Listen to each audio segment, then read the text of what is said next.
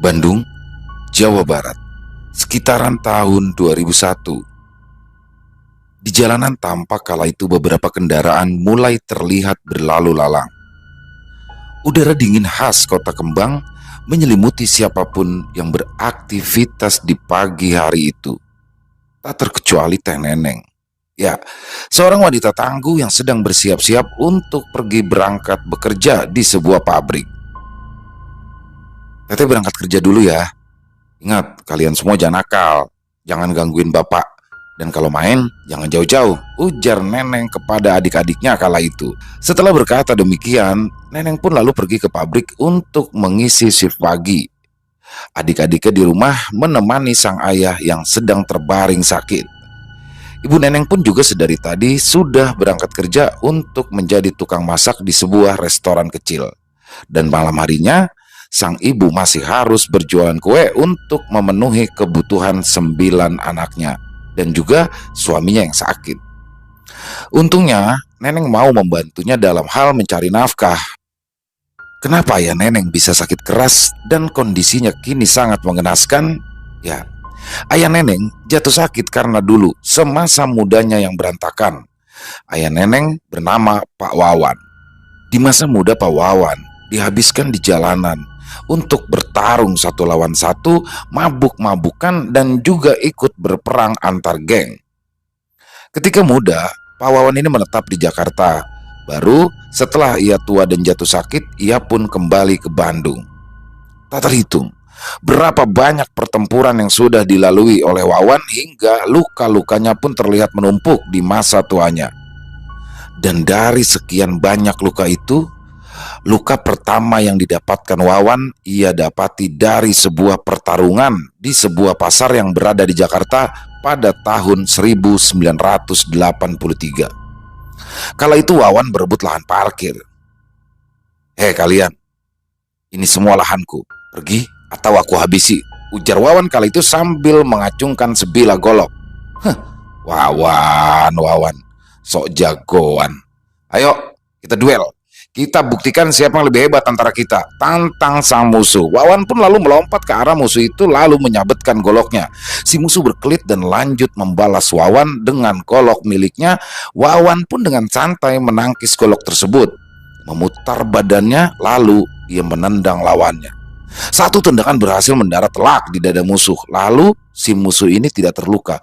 Lanjut musuh ini menebaskan goloknya ke leher Wawan. Wawan menghindarinya dengan cara menunduk.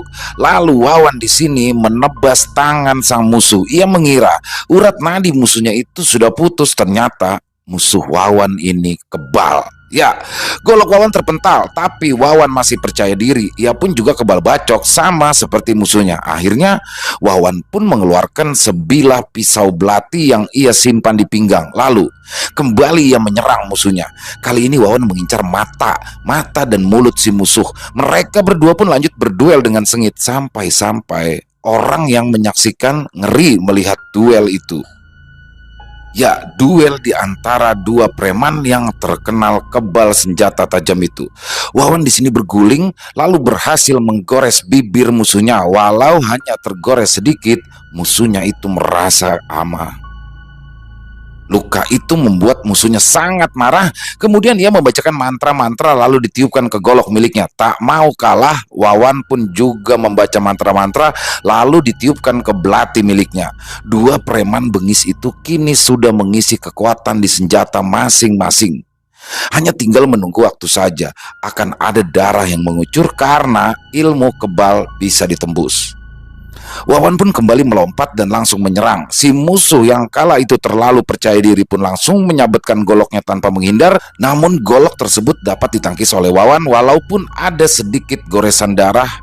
Akan tetapi nasib naas justru menimpa sang musuh. Ya, pisau yang digunakan Wawan kala itu berhasil menembus perut sang musuh dan merobek bagian dalam tubuhnya. Untungnya pisau belati yang digunakan Wawan itu pendek dan kecil sehingga luka sobek di musuhnya itu tak seberapa fatal. Wawan pun juga tergores tangannya akibat pertarungan itu. Tapi bukan luka parah, hanya goresan tipis yang terlihat memanjang hingga meninggalkan noda merah yang tak seberapa. Musuh Wawan pun langsung dilarikan ke rumah sakit. Sementara Wawan kala itu cukup mengambil daun sirih yang sudah iapkan di saku celananya. Kemudian terlihat ia mengusapkan agar lukanya menghilang. Setelah pertarungan itu, Wawan pun akhirnya menguasai lahan parkir pasar. Ia juga memiliki beberapa anak buah di pasar tersebut.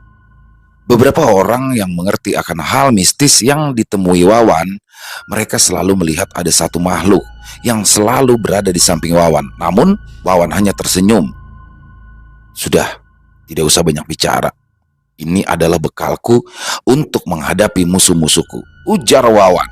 Ya, merasa sedang berada di atas angin, Wawan sekarang pun menjadi suka mabuk-mabukan.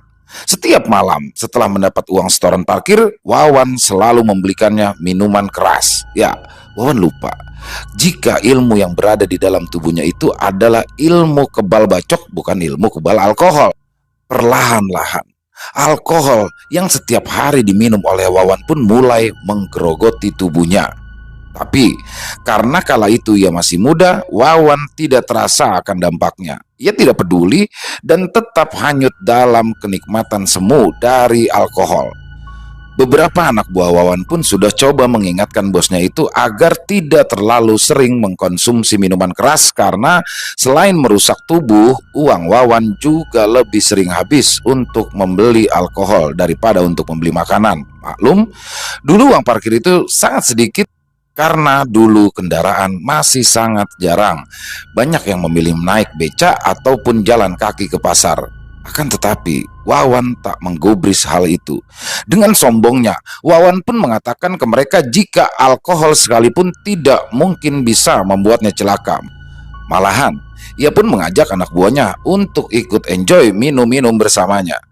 Beberapa anak buahnya ada yang mau bahkan habis banyak, dan yang lainnya mungkin hanya minum 1 ataupun 2 gelas sekedar untuk menghormati bosnya tersebut. Kebiasaan buruk ini pun berlangsung sampai beberapa bulan, hingga pada suatu hari Wawan pun bertemu dengan seorang gadis cantik yang bernama Tini. Pertama kali Wawan melihat Tini di pasar pada saat pagi hari. Ya, Tini waktu itu sedang berbelanja kebutuhan dapur dan kebetulan saja lewat di depan Wawan yang sedang menenggak alkohol. Mata Wawan tak bisa lepas dari gadis cantik itu. Saat itu Tini belum sadar kalau ia sedang diperhatikan oleh Wawan. Beberapa hari kemudian, Tini pun kembali lagi ke pasar dengan naik beca.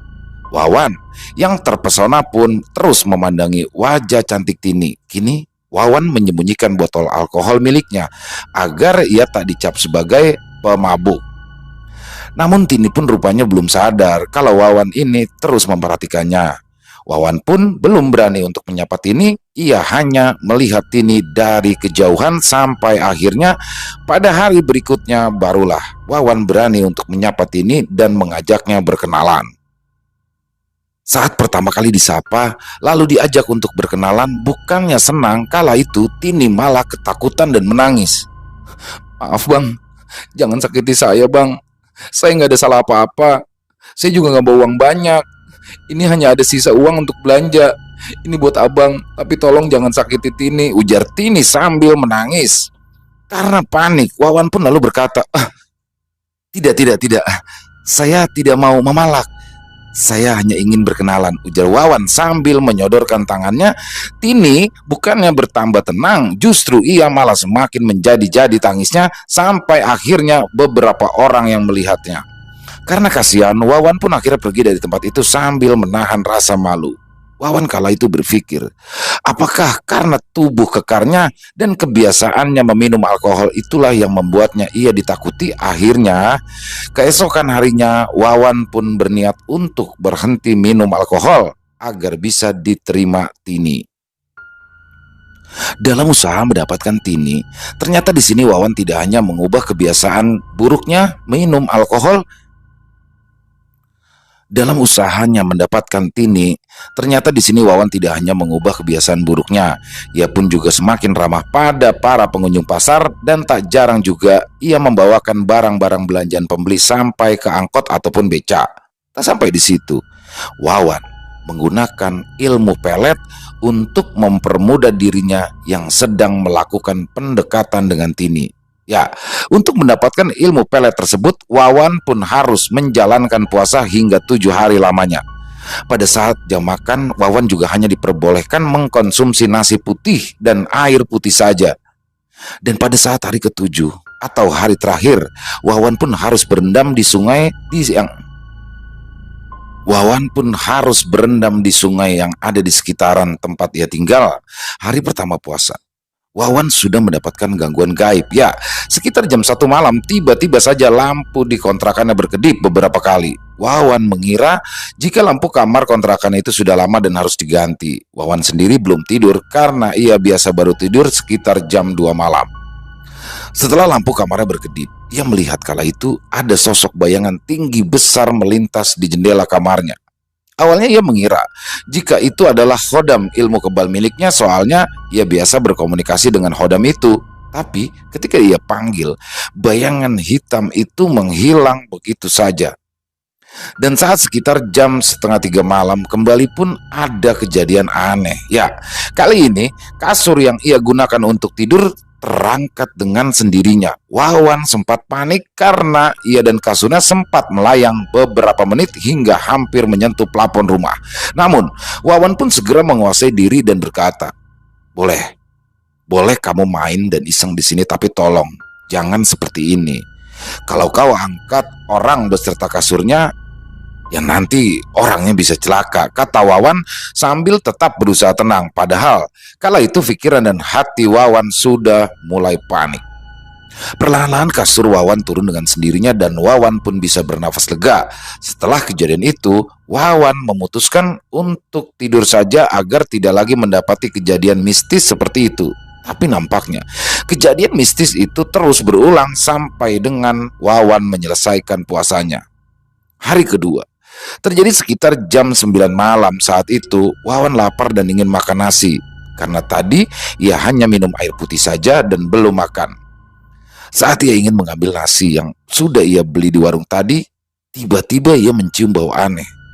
Saat itu ia mencoba mengendus bungkusan nasinya. Ia pun semakin yakin jika bau aneh itu berasal dari nasi putih yang berada di dalam bungkusan itu. Tapi Wawan tetap membuka bungkusan itu karena ia merasa lapar. Ketika nasi dibuka, betapa kagetnya Wawan karena butiran nasi itu berubah menjadi sekumpulan belatung. Ya, belatung-belatung kecil itu terlihat menggeliat tapi tetap berkumpul membentuk gumpalan seperti nasi.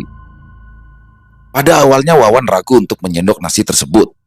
Akan tetapi ia pun iseng menyendoknya karena saat itu ia berpikir jika itu hanyalah ulah iseng jin yang ingin menggagalkannya dalam mendapatkan ilmu pelet. Akan tetapi ketika disendok lalu ia masukkan ke dalam mulut, belatung itu tetap saja berbentuk belatung. Badan belatung yang kecil-kecil itu menggeliat dan sepertinya ingin keluar dari sendok Wawan. Ya, Wawan pun tak jadi memakannya. Ia hanya melihat belatung yang menggeliat di sendok tersebut. Ada beberapa belatung yang berjatuhan dari sendok dan tercecer di meja makan. Hal ini pun membuat Wawan yang tadinya tenang menjadi gusar karena belatung tersebut tak kunjung berubah lagi menjadi nasi. Karena kesal, ia pun lalu membungkus kembali nasi itu. Lalu Wawan memukul bungkusan nasi itu sambil berkata, "Kalau kau memang nasi, jadilah nasi. Kalau kau memang belatung, jadilah belatung selamanya," ujarnya marah sambil terus memukul nasi bungkus tersebut hingga gepeng dan berhamburan. Setelah memukul bungkusan nasi tersebut, Wawan pun pergi ke dapur untuk mengambil air putih. Setelah itu, ia kembali lagi ke kamar dan berniat untuk membuang nasi bungkusnya. Tapi belum sempat nasi itu dibuang, belatung itu benar-benar menghilang dan kini terlihatlah butiran nasi yang tercecer. Wawan pun di sini buru-buru membuka bungkusan nasi itu dan sisa nasi yang berada di dalamnya benar-benar berubah menjadi nasi sungguhan. Karena sudah malam, tidak mungkin lagi ada warung yang buka. Di dapur juga nasi sudah tidak ada. Akhirnya dengan terpaksa ia pun memakan nasi tersebut. Kejadian di hari ketiga ini semakin menguras kesabaran Wawan. Saat ingin keluar beli nasi putih, sandal yang dikenakan Wawan tiba-tiba saja menghilang. Padahal ia ingat betul jika sandalnya itu ia taruh di depan pintu. Ia pun turun mencari sampai ke depan halaman kosan, bahkan sampai ke rak sandal milik orang lain. Akan tetapi nihil. Saat kebingungan mencari sandal itu, tiba-tiba terdengar ada suara yang berbisik samar padanya. "Sandalmu ada di kamar mandi. Disembunyikan oleh sesuatu, kamu harus hati-hati," ujar suara tersebut. Sebenarnya Wawan ingin memanggil khodam miliknya agar menghajar jin iseng yang mengambil sandalnya. Akan tetapi ia urungkan niatnya. Ya, demi meningkatkan kesaktiannya dan mendapatkan ilmu pelet, ia kemudian pun lalu menuju ke arah kamar mandi dengan perasaan yang kesal. Setelah berada di kamar mandi, benar saja sandalnya saat itu berada di lantai kamar mandi. Dan saat akan memakai sandalnya tersebut, tiba-tiba saja ada wajah menyeringai muncul dari bawah lantai kamar mandi. Wajah tersebut tidak memiliki hidung ataupun mata, jadi hanya telinga dan mulut yang menyeringai. Mulut makhluk tersebut cukup besar hingga separuh lebih wajah makhluk tersebut adalah mulutnya. Ditambah lagi, mulutnya yang selalu menyeringai ke arah Wawan. Dan karena kaget bercampur kesal, akhirnya di sini Wawan menginjak wajah tersebut. Namun, tak ada efek apa-apa ke wajah tersebut dan wajah tersebut tetap saja menyeringai ke arah Wawan. Wawan sekali lagi menginjak wajah tersebut, kemudian ia pergi dari kamar mandi. Ya, tetap saja tak ada efek apa-apa. Karena kaki Wawan seperti tembus saja ke wajah itu dan Wawan hanya menginjak lantai kamar mandi. Sesampainya di kamar, Wawan pun lalu rebahan sampai jam 2 pagi dan seperti biasa setelah jam 2 barulah Wawan bisa tertidur pulas. Di malam keempat, kali ini gangguan yang dialami Wawan agak ringan. Pada jam 11 malam, kala itu Wawan ingin minum air putih. Keluarlah ia dari kamar menuju dapur untuk mengambil air. Saat hampir mencapai dapur, tiba-tiba saja ia tidak bisa bergerak. Ya, tangannya begitu berat seperti sedang diikat di rantai besi yang dikaitkan di tanah. Kakinya pun demikian, sangat berat dan sangat kaku. Ia seperti memakai sepatu besi seberat ratusan kilo. Selama setengah jam lebih, Wawan berdiri mematung. Berat sekali. Kalau sampai begini terus sampai pagi gimana? Ujar Wawan. Untungnya tetangganya kala itu lewat, dan kala itu tetangganya heran ketika melihat Wawan mematung seperti itu. "Kang Wawan kenapa?" "Hah? Nggak tahu. Dari tadi badan kaku, nggak bisa digerakkan," ujar Wawan. Tetangga itu pun memegangi Wawan dan berusaha menggerakkan tubuhnya, tapi ternyata tetap tidak bisa. Ya, tubuh Wawan benar-benar kaku ketika dipegang. Akan tetapi di sini ia tak menyerah. Kali ini ia kembali menarik tangan Wawan, tapi dengan mengucapkan basmalah. Pada percobaan kedua tersebutlah tubuh Wawan akhirnya bisa digerakkan kembali. Kini Wawan memutar-mutar tangannya dan meluruskan kakinya yang tadi kaku. "Hatur nuhun Kang, sudah dibantu," ujar Wawan. "Sami-sami Kang, hanya bantuan kecil saja, sudah sepantasnya. Kita manusia saling membantu. Jangan lupa istirahat. Sepertinya Kang Wawan kurang istirahat," ujar tetangganya. Mereka pun sedikit mengobrol sebentar lalu bersama-sama menuju ke rumah masing-masing. Di malam kelima, pada malam kelima ini sosok khodam pelet mulai hadir. Saat itu sekitar jam 9 malam. Wawan yang sedang bersantai di dalam kamarnya sambil menghisap rokok tembakau lintingan. Dan saat sedang enak-enaknya ia menghisap rokok, tiba-tiba dari balik tembok muncullah sesosok hitam legam. Dan sosok itu tersenyum ke arah Wawan. Wawan kembali balik tersenyum ke arah sosok itu. Ya, sosok tersebut memiliki wajah yang normal layaknya wajah manusia, namun kulitnya hitam legam seperti arang dan rambutnya jarang. Makhluk tersebut memiliki bibir berwarna coklat muda dan gigi yang juga coklat. Untuk ciri fisik lainnya sama seperti manusia pada umumnya. Beberapa menit mereka berdua saling diam dan akhirnya sosok tersebut menghilang. "Sepertinya aku akan berhasil. Ini akan segera aku taklukkan," ujar Wawan dalam hati. Pada hari ke-6, khodam pelet tersebut hadir lagi, tapi kali ini hanya sebentar. Ia hanya tersenyum ke arah Wawan, lalu menghilang begitu saja. Tapi setelah khodam tersebut menghilang, muncullah sosok kuntilanak. Ya, kuntilanak tersebut menembus dinding dan sekarang tepat berada di hadapan Wawan. Rambut kuntilanak itu lurus namun sedikit mengembang. Kuntilanak tadi hanya diam selama beberapa jam. Wawan pun tidak bisa melihat wajah si kuntilanak karena sedari tadi kuntilanak itu menutup wajahnya dengan rambut. Wawan berusaha untuk tenang, ia bahkan melewati kuntilanak tersebut. Melinting tembakau, setelah itu ia lanjut menyalakan rokok, tapi lama-kelamaan kehadiran sosok kuntilanak tersebut pun membuat Wawan tak nyaman. Sekitar jam 2 pagi, kuntilanak tersebut masih saja berada di kamar. Akhirnya Wawan pun tidur di kasur, akan tetapi kuntilanak tadi pun juga ikut tidur di kasur Wawan selama beberapa menit. Mungkin karena bosan tidak diperhatikan, akhirnya kuntilanak tersebut perlahan-lahan menghilang. Di malam ketujuh, malam ini adalah waktunya bagi Wawan untuk berendam di sungai. Wawan bergegas pergi ke sungai ketika jam menunjukkan pukul 9 malam. Perjalanan ke sungai membutuhkan waktu sekitar 30 menit. Sesampainya ia di sungai, Wawan pun segera memasuki aliran sungai tersebut, dan ketika ia sudah berada di tengah-tengah sungai, mendadak sungai tersebut membentuk pusaran air. Awalnya pusaran air tersebut kecil, namun lama-kelamaan pusaran air tersebut semakin membesar hingga pusaran air tersebut pun berubah menjadi arus berputar yang sangat besar dan sangat kencang.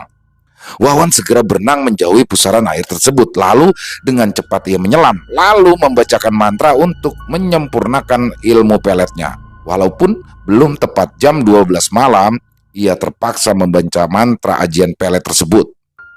Belum genap 7 kali ia membacakan mantra tersebut, tiba-tiba saja tubuh Wawan terlempar jauh. Untung ia masih mendarat di air sungai, jadi tidak seberapa sakit. Tidak menyerah, Wawan mencoba lagi membacakan mantranya, tapi kali ini ia hanya menyelam setengah saja. Kepala dan matanya masih berada di permukaan air. Ia pun berhasil membacakan mantra itu sebanyak 7 kali. Wawan lalu menuju ke pinggiran sungai untuk bersiap membilas badannya. Belum sampai ke pinggiran sungai, tiba-tiba ada yang memanggilnya dan menyuruhnya kembali membacakan mantra. Wawan, kembali. Mantramu belum sempurna. Kau harus kembali ke sini untuk menyelam dan menyempurnakan ilmu peletmu. Wawan celingukan mencari di mana sumber suara gaib tersebut. Biasanya ia melihat makhluk gaib yang berbicara dengannya, tapi aneh, di sini tidak ada. Akhirnya Wawan pun menuruti suara itu dan lanjut menyelam untuk yang ketiga kalinya. Kali ini Wawan membacakan mantranya dengan sungguh-sungguh. Ia menyelam selama beberapa detik lalu berhasil keluar dari air dengan selamat. Dan saat ia keluar dari air, kala itu Wawan melihat ada khodam dari ilmu pelet yang ia bacakan mantranya tadi. Jin khodam ini hanya tersenyum ke arah Wawan dan tidak mengatakan apa-apa. Jin yang memiliki tubuh hitam legam itu lalu duduk di samping pohon, kemudian berkata, "Sekarang ilmu peletmu sudah sempurna." Keesokan harinya, seperti biasa, Wawan pun nongkrong di depan pasar. Ia menarik uang parkir dan tak lupa menarik uang retribusi ke para pedagang kaki lima yang berjualan di depan area. Tak berapa lama, Tini pun terlihat lewat. Dengan lembutnya Wawan menyapa. "Hai, Detini, belanja apa hari ini?" ujar Wawan lemah lembut. "Hanya beli bawang sama ayam potong saja, Bang," ucap Tini ramah. Sikap Tini kini berbeda 180 derajat dari sebelumnya. Ya, Tini tidak menangis, tidak takut ataupun kesal. Justru kali ini Tini mulai tertarik dengan Wawan. "Ya sudah, ayo aku temani berbelanja ke dalam. Nanti biar abang yang bayarin belanjaannya," ucap Wawan. Awalnya Tini ragu, tapi seperti ada yang mempengaruhi pikirannya dan akhirnya Tini pun setuju. Ia tak menyangka jika Wawan yang berandalan itu bisa baik kepada dirinya. Wawan pun segera berjalan di depan Tini, membukakan jalan untuk sang pujaan hati. Sorot mata Tini berbinar-binar, jantungnya berdegup cepat dan hatinya mulai ditumbuhi benih-benih cinta. Mungkin terlalu dini untuk sebuah cinta yang murni, karena memang ada campur tangan dari pihak gaib. Selama 30 menit lamanya mereka berdua keliling pasar. Wawan pun memborong banyak sekali bahan makanan untuk Tini. Setelah selesai, ia lalu membawakan barang belanjaan Tini dan memanggil tukang becak. Setelah membayar tukang becak, Tini pun segera naik dan pulang ke rumah. Sesampainya Tini di rumah, ia pun lalu menceritakan kejadian di pasar tadi kepada ayah dan ibunya. Orang tua Tini yang juga merupakan warga pendatang itu pun curiga dengan sosok Wawan yang diceritakan Tini.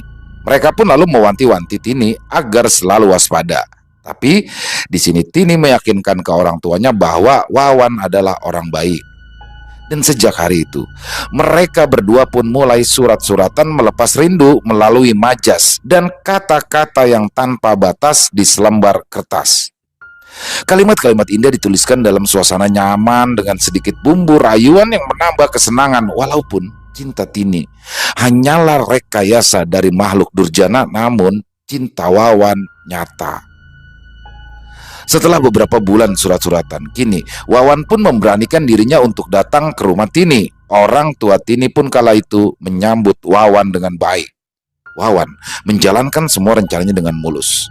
Pada awalnya, ayah Tini tidak curiga dengan Wawan dan berkata, Nak Wawan ini kerjanya apa?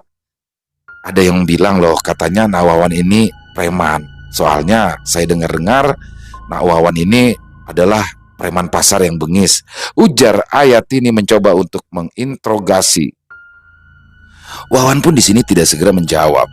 Ia pun lalu membaca mantra peletnya di dalam hati. Kemudian setelah selesai barulah ia menjawab pertanyaan dari ayah Tini.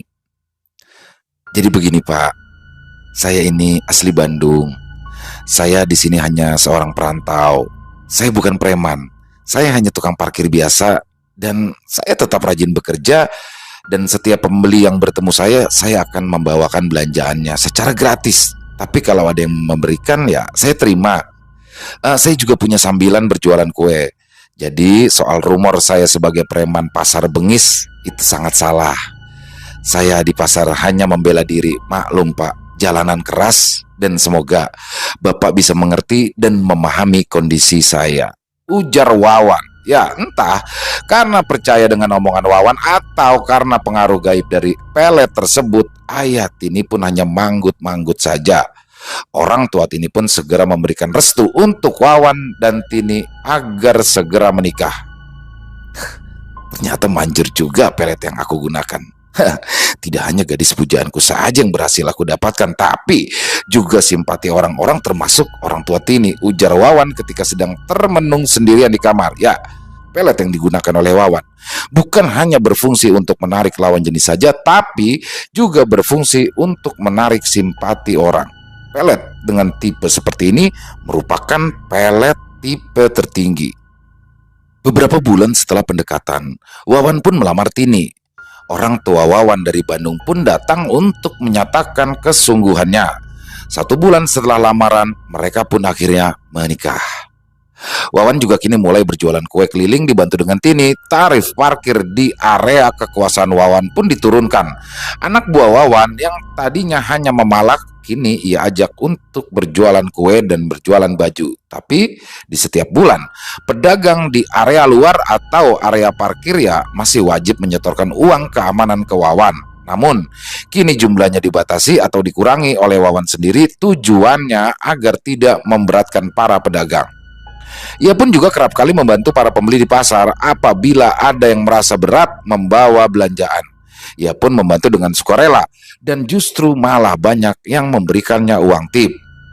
Ia pun juga sering menjadi penunjuk jalan bagi orang yang sedang bingung mencari bahan makanan tertentu atau mencari barang tertentu di pasar, atau ada anak hilang di pasar. Di sini Wawan juga berinisiatif membantu mempertemukannya dengan orang tuanya. Jika sedang senggang, Wawan pun juga menyapu parkiran sehingga parkiran pun terlihat bersih dan rapi.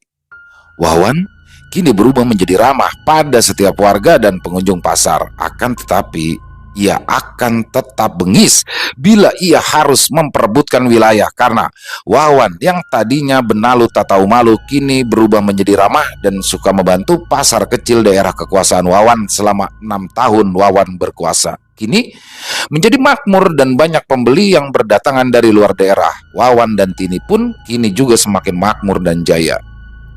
Mereka berdua pun akhirnya dikaruniai 5 orang anak yang ganteng dan cantik.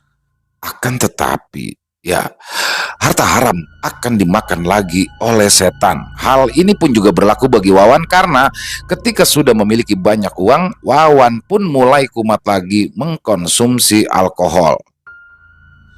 Walaupun setiap harinya hanya habis beberapa gelas kecil saja dan tidak sampai mabuk ketika pulang ke rumah, namun alkohol ini nantinya akan berdampak di masa tua Wawan.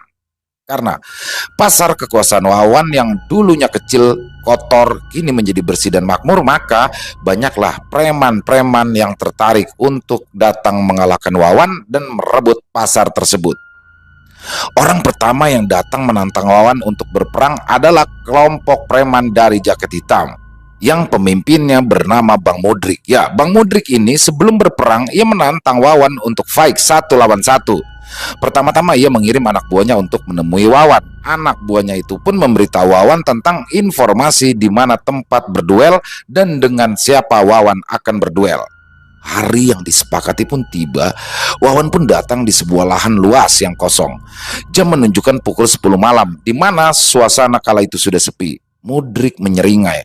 Ia memamerkan otot-ototnya. Ia sangat optimis bisa mengalahkan Wawan dengan mudah. Wawan pun di sini juga tidak mau kalah. Ia memamerkan otot-ototnya yang juga besar sambil tersenyum sinis. Pertama-tama, Wawan membaca ajian Senggoro Macan untuk membuat musuhnya segan dan takut.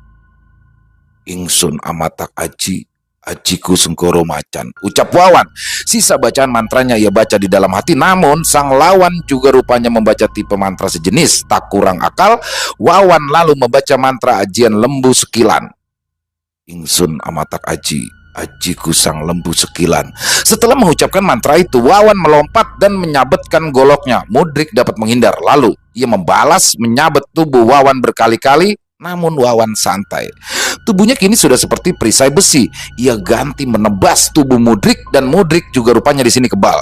Mudrik pun ganti meninju wajah Wawan. Akan tetapi Wawan masih bisa menghindar.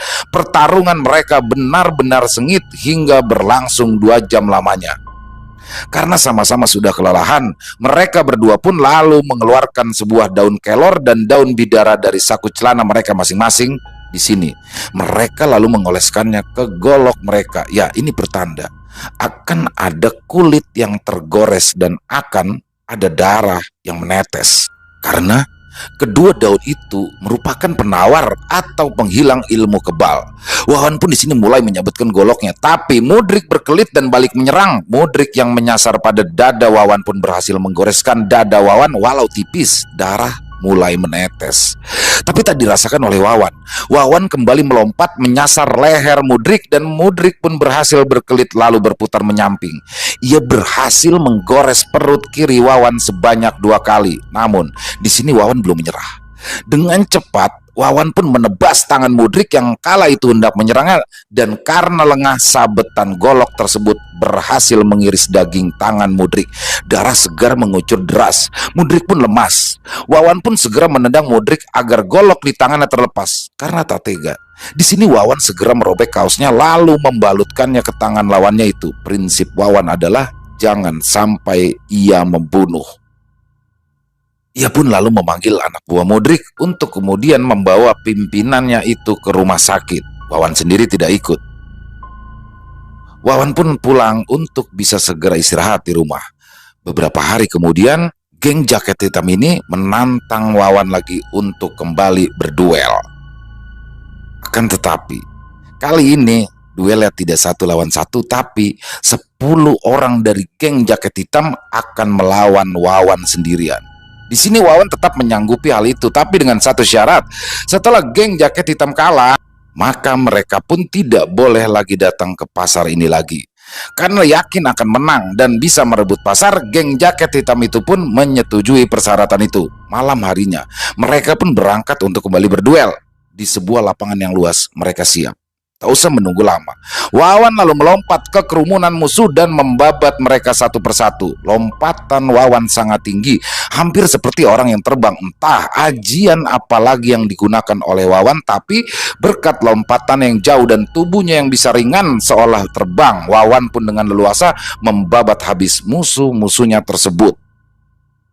Dengan mudah, malam itu Wawan memenangi pertarungan dan semua anggota jaket hitam hampir pingsan. Tapi masih ada yang bisa berdiri beberapa. Saat itu juga Wawan berkata kepada mereka, "Sudah, tidak ada alasan untuk kalian meneruskan pertarungan ini. Kalian semua sudah kalah. Kalau kalian masih nekat terus bertarung, ini namanya pembantaian. Lihat teman-temanmu, rahangnya geser dan ada yang lututnya geser.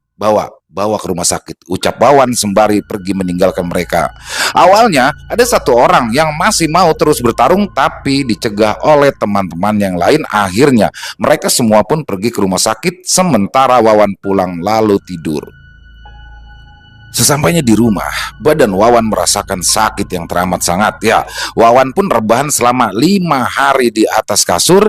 Ia kesulitan bergerak karena seluruh persendiannya terasa sakit dan tubuhnya pun memar-memar. Ia hanya sesekali bangun untuk makan, mandi, dan buang air saja. Selebihnya ia rebahan di kasur karena pada dasarnya mereka semua juga jago bertarung. Cuma Wawan sedikit lebih unggul dibanding mereka. Setelah 1 minggu, Wawan pun sembuh dan kembali mendapat tantangan lagi. Dan hal yang sama juga terjadi seperti malam-malam sebelumnya. Wawan pun selalu berhasil membabat habis semua musuhnya sampai akhirnya tidak ada lagi yang berani mengusik Wawan. Hidup yang lancar tak serta-merta membuat Wawan tenang. Ia tak paham, atau mungkin pura-pura tak paham, jika ibadah bisa memberikannya rasa tenang. Wawan juga kini sering merasa tidak puas, apalagi kalau menyangkut wanita. Kini ia melihat istrinya itu seperti sudah tidak menarik lagi, sudah tak sama seperti saat mereka pertama kali bertemu. Karena hal tersebut, tiba-tiba saja di sini Wawan menceraikan Tini tanpa sebab. Tentu saja Tini sangat shock, namun Wawan tetap pada pendiriannya. Ia dan Tini tidak bisa bersama lagi. Tini pun menangis sedih karena tak bisa lagi bersama tanpa alasan yang jelas. Namun tekad Wawan sudah bulat. Beberapa hari ini Wawan dan Tini pun mengurus surat perceraian. Dan setelah mengurus surat perceraian, Wawan mulai membagi harta gono gini dengan Tini. Tini menuntut untuk mendapat bagian harta lebih banyak, dan Wawan pun mengabulkan permintaan istrinya itu. Setelah bercerai, Wawan pun menikah lagi dengan beberapa wanita, dan semuanya juga berujung pada perceraian. Sampai pada akhirnya Wawan pun kembali ke kota Bandung untuk menetap dan bersantai di sana. Saat berada di kota Bandung inilah Wawan bertemu dengan Rodiah. Kemudian mereka lalu menikah dan memiliki 9 orang anak termasuk Neneng. Pernikahan Wawan dengan Rodiah ini adalah pernikahan yang paling langgeng, hampir sama seperti pernikahan pertama. Wawan menua di kota Bandung sebagai seorang pengangguran. Ia bukan lagi preman, bukan lagi penjual baju ataupun penjual kue seperti yang ia lakoni dulu sewaktu muda. Kini badan Wawan mulai sakit-sakitan dan harus berbaring di atas kasur. Luka sabetan, tendangan, dan pukulan kini sudah menumpuk di dalam tubuhnya. Tak terhitung berapa kali ia memar dan berdarah-darah sewaktu muda dulu, dan tak terhitung sudah berapa banyak musuh yang berhasil ia taklukkan. Tapi kini ia hanyalah seorang renta yang dipandang sebelah mata. Setiap harinya matanya hanya bisa menatap langit-langit rumah dan berharap bisa sehat dan bugar kembali, serta melihat semua anaknya tumbuh besar. Hingga beberapa bulan berlalu, kondisi Wawan pun tetap sama. Untungnya ada Neneng yang menjadi tempat curhatnya, tempat ia meratapi nasib dan penyesalan semasa mudanya. Ia pun lalu menceritakan setiap detail masa mudanya kepada Neneng. Ia juga menyesal tidak bisa membahagiakan anak-anaknya di masa tuanya ini. Neneng pun hanya bisa mendengarkan sambil berusaha terus menghibur sang ayah. 1 tahun pun berlalu. Kondisi ayah Neneng atau Wawan kini semakin memprihatinkan. Rumahnya yang dulu tidak ada gangguan sama sekali, kini mulai ada gangguan goib. Entahlah, mungkin itu adalah khodam jin dari Wawan yang menuntut imbalan. Kejadian mengerikan pertama adalah ketika kala itu Neneng sedang pulang kerja di sore hari. Ia merasa seperti ada yang sedang membuntutinya. Neneng pun menoleh ke belakang, ternyata tidak ada siapa-siapa. Karena takut jika yang membuntutinya itu adalah copet atau rampok, ia pun mulai mempercepat jalannya, dan sesekali ia menoleh ke belakang untuk memastikan bahwa yang mengikutinya bukanlah orang jahat. Sesampainya di apotik, Neneng pun segera membeli obat yang diperlukan untuk ayahnya. Ketika di apotik itu, Neneng melihat ada sosok makhluk hitam kecil, tapi hanya berupa bayangan. Dan bayangan makhluk hitam kecil tersebut seperti sedang melayang-layang di etalase atau rak obat di apotik tersebut. Neneng di sini masih berusaha berpikir positif jika itu hanyalah halusinasinya saja karena sudah terlalu lelah bekerja. Ia pun segera pulang. Setelah membayar obatnya, sesampainya di gerbang rumah, tiba-tiba di sini Neneng dikejutkan suara misterius yang memanggil-manggil namanya. Neneng, Neneng. Suara itu berat dan besar. Neneng yang takut pun segera membaca doa sebisanya sambil cepat memasuki rumah. Setelah itu, Neneng pun langsung sholat, dilanjutkan membaca ayat-ayat suci Al-Quran hingga gangguan itu pun mereda. Setidaknya untuk malam itu. Beberapa malam kemudian, Neneng dan Ayu adiknya sedang duduk-duduk di depan. Tiba-tiba, kala itu Neneng melihat makhluk kekar setinggi 2 meter sedang berdiri di depan rumah. Makhluk itu terlihat memiliki perut yang gendut, tapi otot-otot di tangannya sangat kekar. Memiliki kulit berwarna ungu, wajahnya tidak kelihatan karena gelap. Mereka berdua pun langsung masuk ke kamar, dan lagi-lagi Neneng membacakan ayat-ayat suci Al-Quran agar makhluk tersebut menghilang. Beberapa menit berlalu, Ayu pun mengintip ke arah luar dan ternyata makhluk tadi sudah menghilang. Setelah makhluk tersebut menghilang, Ayu pun kala itu berkata ke tetehnya untuk kembali ke teras depan untuk duduk-duduk lagi, tapi Neneng tidak mau. Ia memilih bersantai di dalam kamar saja. Karena Neneng rajin mengaji, ia pun kini tidak lagi diganggu. Namun Ayu, sang adik, masih tetap diganggu oleh makhluk gaib.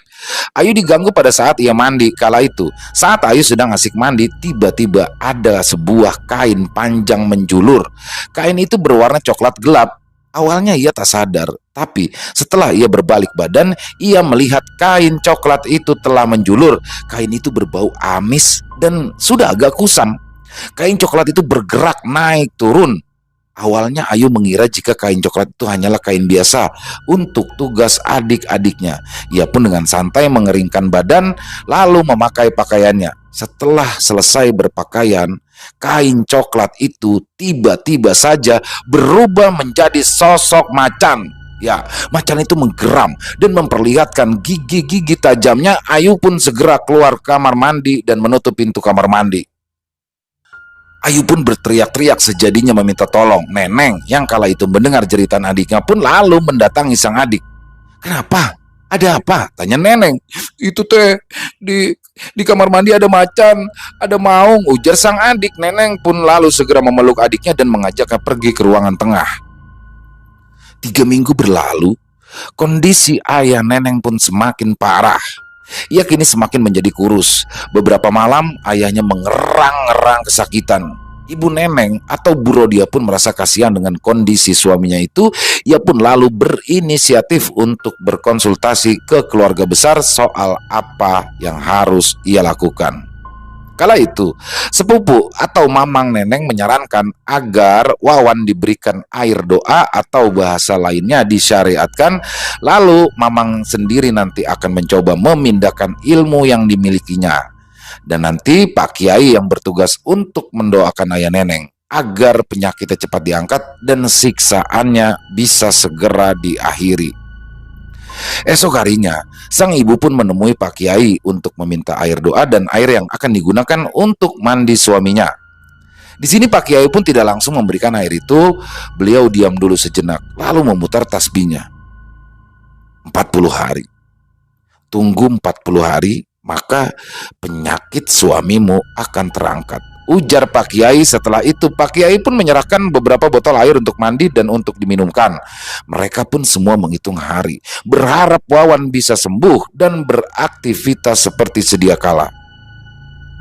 Sesampainya di rumah, Rodia pun secara telaten memandikan suaminya tersebut dan alhamdulillah setelah dimandikan, suaminya tersebut segar kembali.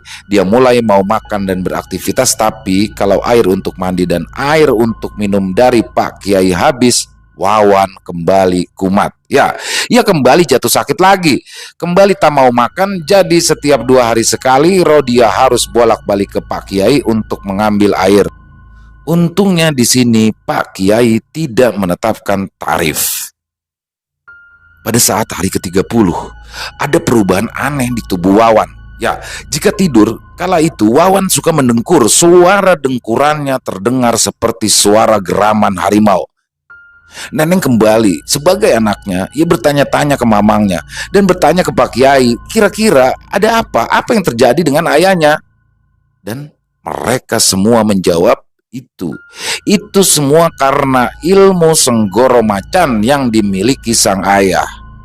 Dan pada hari ke-31 ada suara yang terdengar memanggil-manggil ayah dari si Neneng. "Wawan, "Wawan, ayo, ayo ke sini Wan," ujar suara misterius itu. Ayu yang mendengar suara itu lalu memberitahu tetenya. "Itu tadi ada suara manggil-manggil ayah di depan," ujar Ayu. "Udah, jangan dibukain. Ayo kita temenin ayah aja di dalam. Takutnya nanti kalau kamu buka pintu, nanti malah ada yang aneh-aneh," ujar Neneng sambil masuk ke dalam kamar ayahnya. Ayu pun lalu mengikuti tetenya untuk masuk ke kamar ayah. Mereka berdua pun memijiti sang ayah yang kala itu tampak lesu. Saat mereka sedang memijit-mijit, Neneng bertanya ke ayahnya. "Ya, tadi kata Ayu denger ada yang manggil-manggil nama ayah," ujar Neneng. "Gak apa-apa, itu penjaga ayah waktu ayah masih muda dulu. Itu merupakan khodam jin ayah.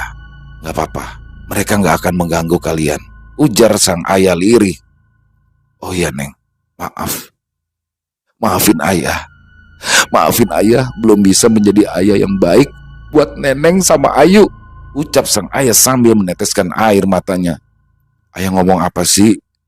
Udah gak apa-apa, Neng bisa ngerti kok. Yang terpenting sekarang ayah sehat dulu ya," ucap Neneng. Tak lama kemudian ada suara pintu diketuk. Setelah pintu dibuka, ternyata si Mamang datang untuk menjenguk ayah Neneng.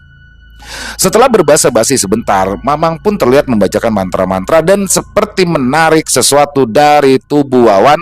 Lalu ia memasukkan sesuatu itu ke dalam botol. Wawan kala itu sempat mengerang kesakitan selama beberapa saat lalu pingsan. Tapi Mamang di sini melarang Ayu dan Neneng untuk menyentuh tubuh ayahnya. "Neng, ini botol kaca. Di dalamnya ini ada ilmu-ilmu kesaktian yang dulu dimiliki oleh ayahmu. Semua khodam di ayahmu juga sudah Mamang masukkan ke sini. Sekarang kamu buang botol ini ke sungai yang mengalir. Apapun yang terjadi, ayahmu biar Mamang yang jaga," ujar si Mamang.